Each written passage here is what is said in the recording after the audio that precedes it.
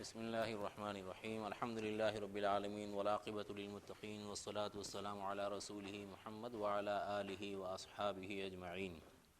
بزرگان محترم، آج کی یہ جو مجلس ہے اس کو رمضان المبارک کی جو مجالس تھی اس کا تتمہ یا اس کا تکملہ، بلکہ یہ تو بڑا عنوان ہو گیا تتمے کا یا تکملے کا، دور ہی سمجھیے۔ تو آج کی مجلس تو گویا دور ہے تاکہ ذرا کچھ ربط ہو جائے ان مجالس کے ساتھ جو رمضان کے اندر میں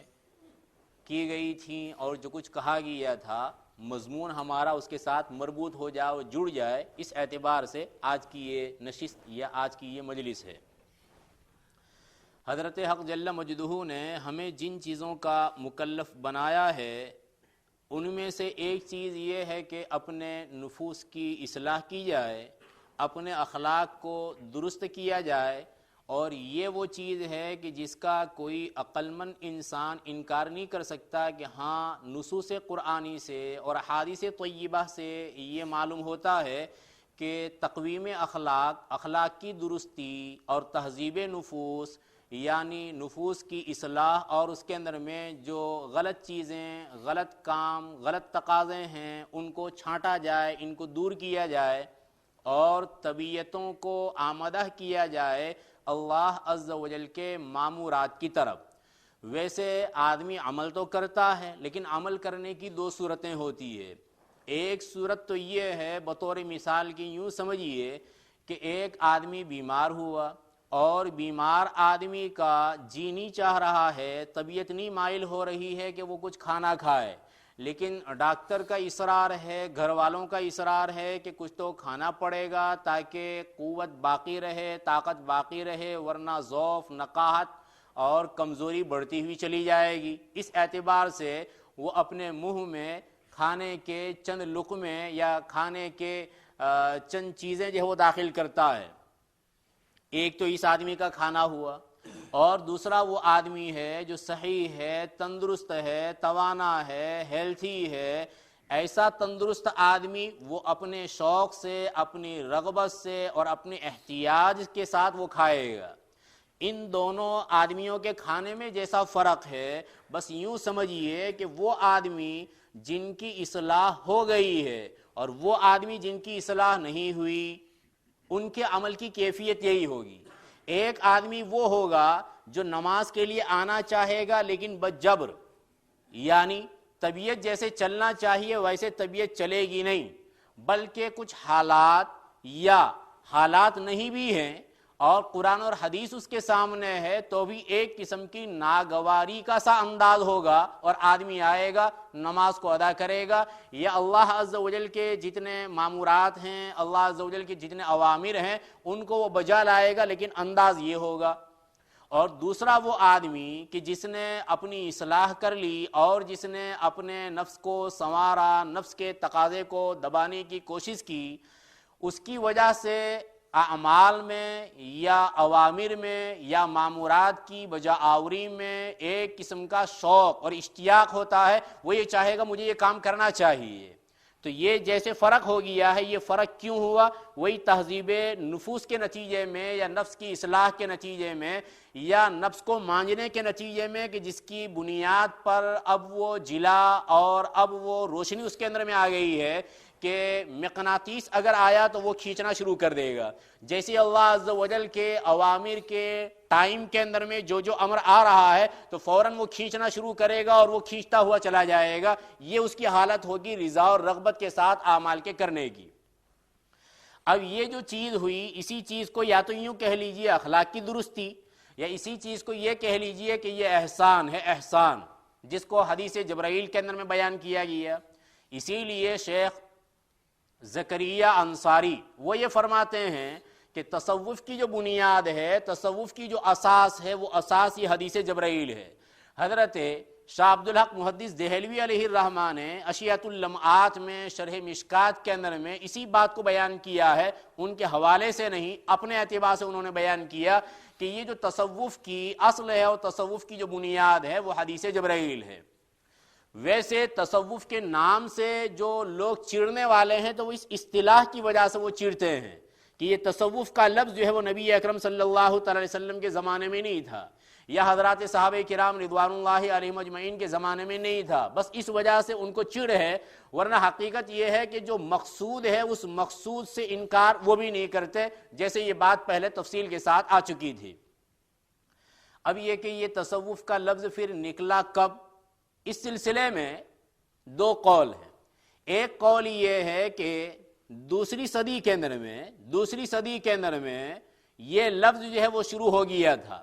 تصوف کا لفظ، صوفی کا لفظ یہ شروع ہو گیا تھا دوسری صدی کے اندر میں۔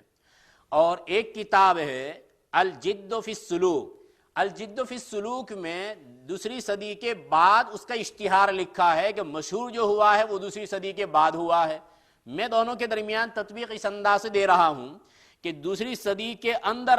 یعنی پہلی صدی ختم ہو رہی ہے اور تیسری صدی کا آغاز ہونا ہے، تو پہلی صدی میں یہ لفظ نہیں تھا، دوسری صدی کے آخر کے اندر میں اس کا استعمال شروع ہوا، اور تیسری صدی کے اندر میں دوسری صدی کے اختتام کے اوپر اب وہ زیادہ فیمس ہو گیا اور زیادہ مشہور ہو گیا۔ اس اعتبار سے دونوں قولوں کے درمیان کوئی تعارض نہیں رہے گا اور تطبیق ہو جائے گی، دونوں کے درمیان جمع ہو جائے گا۔ اس لفظ کے وضع کی یا اس لفظ کے بنانے کی ضرورت کیوں پیش آئی تھی؟ ضرورت اس وجہ سے پیش آئی کہ نبی اکرم صلی اللہ تعالی علیہ وسلم کے زمانے میں آپ علیہ الصلوۃ والسلام کی صحبت اٹھانے والے حضرات، ان کے لیے سب سے بڑا شرف اگر کوئی تھا تو وہ نبی اکرم صلی اللہ تعالی علیہ وسلم کی صحبت کا۔ اسی لیے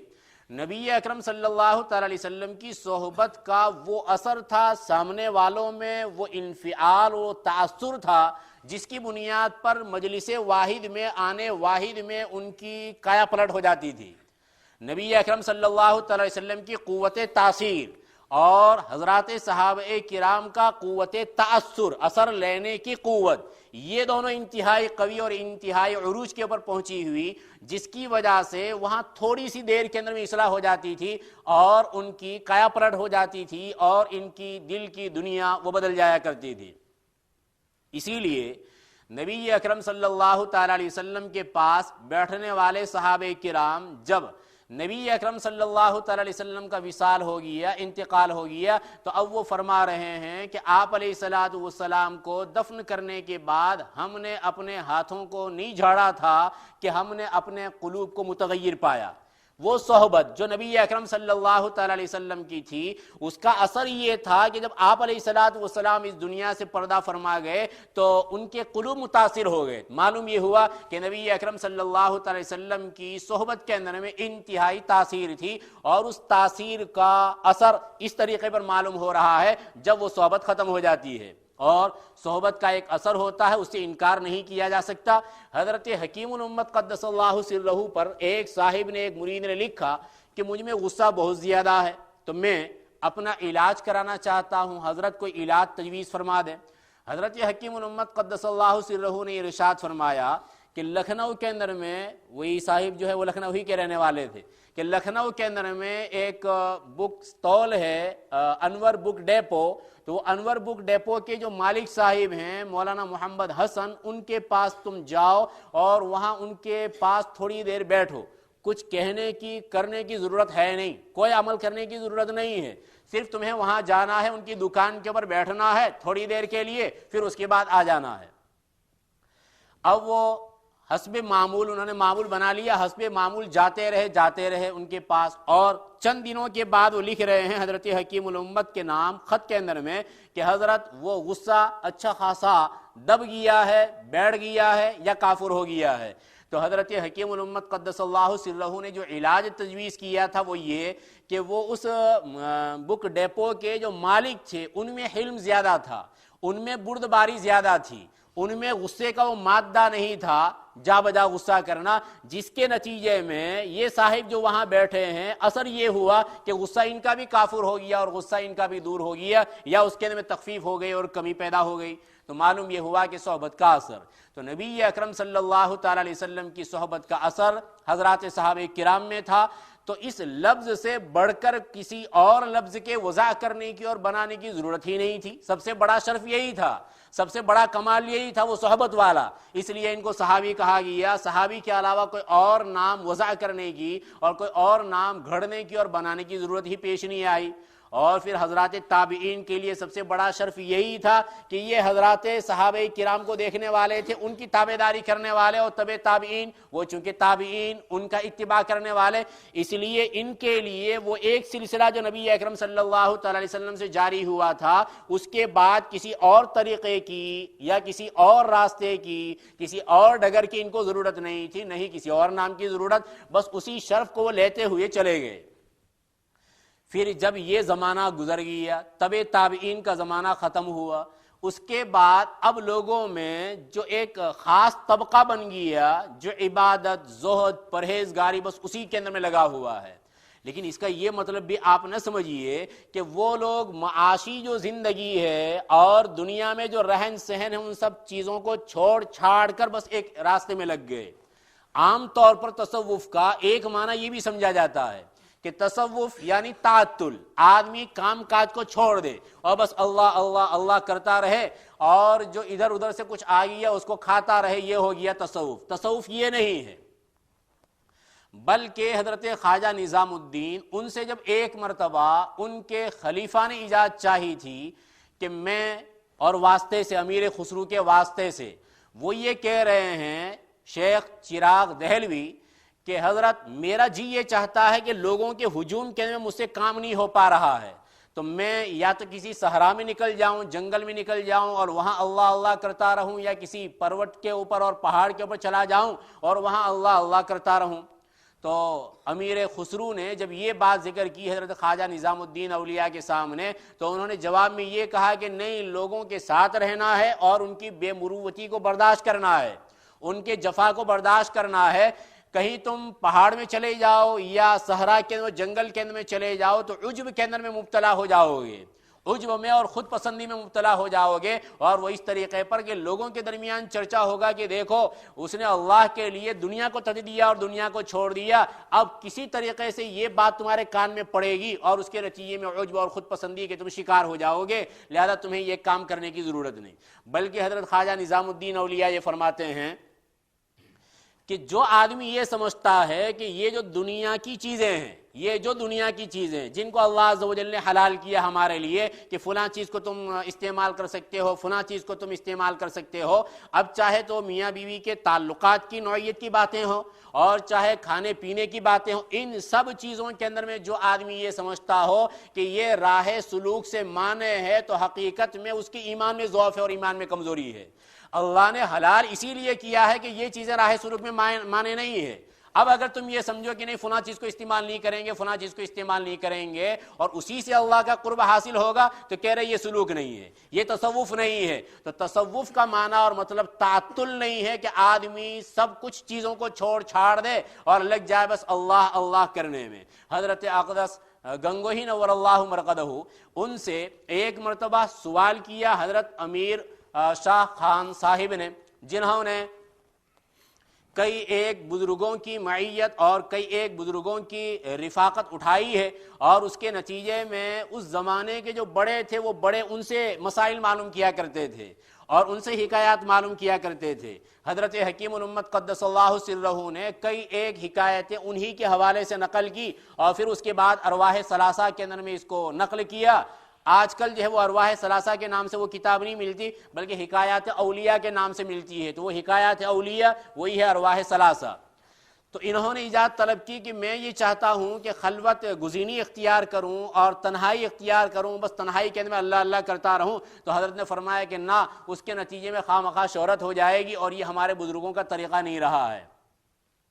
تو معلوم یہ ہوا کہ تصوف یہ تعطل کا نام نہیں ہے کہ اللہ اللہ کرنے کے لیے آدمی تمام چیزوں کو تج دے اور تمام چیزوں کو چھوڑ دے, گھر بار کو, بیوی بچوں کو. تو میں یہ کہہ رہا تھا کہ وہاں جو ایک طبقہ اس قسم کا پیدا ہوا کہ بس وہ اللہ اللہ کے میں لگا ہوا ہے, معنی اور مطلب یہ نہیں کہ انہوں نے ترک دنیا کر لیا تھا, زیادہ ان کا شغف, زیادہ ان کا تعلق وہ اللہ اللہ کرنے کے ساتھ. تو وہ مشہور ہوئے عابد کے نام سے، زاہد کے نام سے، ان کو عباد کہا جانے لگا، زہاد کہا جانے لگا۔ لیکن پھر انہی عابدوں میں، انہی زاہدوں کے اندر میں ایسا ہوا کہ ایک طبقہ ایسا بننے لگا کہ جو شریعت کے ڈگر کے اوپر اور شریعت کے راستے پر نہیں چلتا تھا اور منسوب کرتا تھا اپنے آپ کو زہد کی طرف، منسوب کرتا تھا اپنے آپ کو عابدوں کی طرف۔ تو پھر فرق کرنے کے لیے کہ ایک تو وہ طبقہ جو تمہارے سامنے ہے پیروں کا، اور پیروں کا وہ طبقہ کہ جو صرف لوگوں سے لوٹنے کے اندر میں مشغول ہیں اور اپنے آپ کو زاہد کہہ رہے ہیں، اپنے آپ کو عابد کہہ رہے ہیں، حالانکہ انہوں نے دنیا کو تجا نہیں ہے، انہوں نے دنیا کو چھوڑا نہیں ہے۔ اور دوسری طرف وہ طبقہ کہ جو حقیقت کے اندر میں زاہد تھا، حقیقت کے اندر میں عابد تھا۔ ان دونوں میں فرق کرنے کے لیے یہ تصوف کا لفظ لایا گیا کہ یہ لوگ ہیں صوفی، جنہوں نے صفائی اپنے قلب کی کر لی ہے۔ اس اعتبار سے وہ اصطلاح اب چل پڑی دوسری صدی کے اختتام کے اندر میں، اور پھر اس کے بعد وہ تصوف کے نام سے مشہور ہو گئی ہے۔ ورنہ حقیقت یہ ہے کہ یہ وہی احسان ہے۔ حضرت مولانا حبیب الرحمن صاحب لدھیانوی رئیس الاحرار، وہ حضرت شیخ زکریا صاحب نور اللہ مرقدہ کے پاس ایک مرتبہ تشریف لائے۔ یہ شورا کے ممبر ہیں، دارالعلوم دیوبند کی شورا کے ممبر حضرت مولانا حبیب الرحمن لدھیانوی، اور حضرت شیخ الحدیث نور اللہ مرقدہ بھی اس زمانے کے اندر میں دارالعلوم دیوبند کی شورا کے ممبر ہیں۔ اور وہ ایسے سمجھ رہے تھے ایک ادھر کو ایک ادھر کو، ایک کا راستہ ادھر ایک کا راستہ ادھر۔ بعض مرتبہ جو نچلے طبقے کے لوگ ہوتے ہیں وہ یہ سمجھتے ہیں کہ یار فلاں بزرگ اور فلاں بزرگ دونوں تو ایک دوسرے کا منہ دیکھنے کے لیے تیار نہیں ہے، وہاں کیا باتیں ہیں ان کے اندر کی، اس کو ہم نہیں سمجھ سکتے ہیں، وہاں اندر کی کیا باتیں ہیں ان کو ہم نہیں سمجھ سکتے۔ بعض مرتبہ ایک دوسرے کو گالیاں دیتے ہیں لیکن اسی میں وہ اصلاح کر رہے ہیں ایک دوسرے کی۔ تو غرض یہ کہ ہمیں وہ صرف ظاہری تعلق کو نہیں دیکھنا چاہیے کہ یہ فلاں سے اختلاف کر رہا ہے، یہ فلاں سے اختلاف کر رہا، ہو سکتا ہے اختلاف رائے ہو۔ اور دوسرا نمبر یہ ہے کہ ان کی اصلاح کا انداز یہی ہو کہ وہ ایک دوسرے کو برا بھلا کہیں اور اس کے نتیجے میں ایک دوسرے سے وہ اصلاح کرتے رہیں، اور ایک دوسرے کو مٹانے کے لیے انہوں نے یہ راستہ اختیار کیا ہو۔ یہ سب صورتیں ممکن ہوتی ہے، بس وہی انداز یہاں سمجھ لیجئے تھوڑی دیر کے لیے۔ حضرت مولانا حبیب الرحمن لدھیانوی رحمہ اللہ شورا کی مجلس کے اندر میں بعض مرتبہ طنز بھی کیا کرتے تھے حضرت شیخ الحدیث نور اللہ مرقدہ کو، لیکن حضرت شیخ وہ صبر کا دامن جو ہے وہ چھوڑتے نہیں، اور گویا صبر کا گھونٹ جو ہے وہ پی رہے ہیں، بار بار پی رہے ہیں۔ اب بزرگوں کے واقعات، بزرگوں کے انداز دیکھیے۔ حضرت مولانا حبیب الرحمن لدھیانوی رحمہ اللہ حضرت رائے پوری سے متعلق ہوئے، اور حضرت رائے پوری پوچھتے تھے، راستے میں یہ سہارنپور پڑتا تھا، ان سے پوچھتے تھے کہ حضرت شیخ سے ملاقات کر کے آئے۔ اب ان کو اگر ملاقات کرنے کا جی نہ بھی چاہتا تو ملاقات کرنے کے لیے آنا ہی پڑتا تھا حضرت شیخ کے پاس۔ تو ایک مرتبہ وہ آئے، حضرت شیخ الحدیث نور اللہ مرقدہ سے ملاقات کرنا چاہتے تھے۔ پتہ یہ چلا کہ حضرت کا ابھی وہ وقت نہیں ہے ملاقات کا، تو انہوں نے کہا کہ ایک مسئلہ جو ہے مجھے معلوم کرنا ہے۔ وہ ملاقات کر رہے ہیں اور ملاقات کر کے یہ کہہ رہے ایک مسئلہ جو ہے وہ معلوم کرنا ہے، اور جواب جو ہے بعد میں رائے پور سے آنے کے بعد جو ہے وہ جواب معلوم کروں گا۔ حضرت شیخ نے دریافت فرمایا کہ اچھا وہ کیا سوال ہے؟ کہا کہ تصوف کیا بلا ہے؟ وہ کہنے لگے مولانا حبیب الرحمن لدھیانوی کی یہ تصوف جو ہے تصوف کیا بلا ہے، اس کا جواب جو ہے وہ ذرا اچھی طریقے سے ذہن نشین کر لیجیے، بعد میں آؤں گا اس وقت میں تم سے پوچھوں گا۔ تو حضرت شیخ الحدیث نور اللہ مرقدہ نے فرمایا کہ یہ ادھار والی بات نہیں، ابھی نقد ہی جو ہے وہ نمٹا دیتے ہیں، الفاظ میرے چل رہے ہیں۔ تو ابھی جو ہے حاصل وہ ہے، مفہوم وہ ہے کہ ابھی جو ہے وہ نقد ہی میں تم کو جواب دے دیتا ہوں، انتظار کی بھی ضرورت نہیں ہے۔ تصوف کا حاصل یہ ہے کہ انما الاعمال بالنیات سے ابتدا ہوتی ہے، نیت کی درستگی،